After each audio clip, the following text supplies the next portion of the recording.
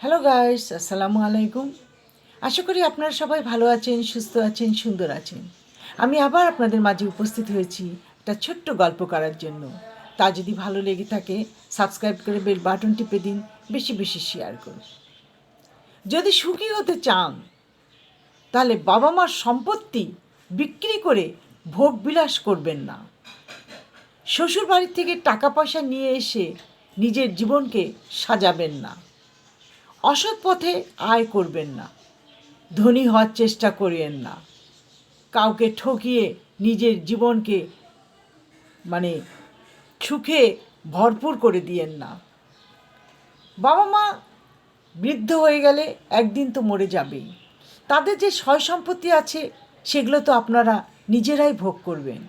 তাহলে বৃদ্ধ বয়সে বাবা মাকে বৃদ্ধাশ্রমে কেন পাঠাবেন? আমি বৃদ্ধাশ্রমে দেখেছি মোবাইলগুলো আটকে রেখে দেয়, শুক্রবার করে মোবাইল দেয়।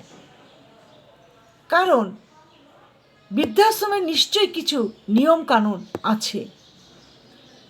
আর বাবা মাকে বৃদ্ধাশ্রমে পাঠিয়ে দিয়ে তাদের সয় সম্পত্তি ভোগ করে আপনি বিলাসবহুল জীবনযাপন করবেন, তা তো হতে পারে না।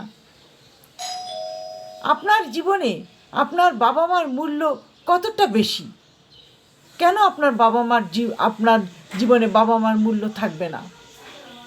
বাবা মাকে ভালোবাসতে শিখুন, ভালোবাসা দিন, তাহলেই দেখবেন যে জীবনটা সুখময় হয়ে উঠছে। এই সারা জীবন সুখময় হয়ে উঠবে না। বাবা মাকে বৃদ্ধাশ্রমে পাঠাবেন না। বাবা মাকে ভালোবাসুন, ভালো রাখুন, তবে আপনারা ভালো থাকবেন। বাবা মার জীবনে কষ্ট দিয়ে কখনোই নিজেরা সুখী হতে পারবেন না। আজ এই পর্যন্ত। ভালো থাকেন, সুস্থ থাকেন। আল্লাহ হাফেজ।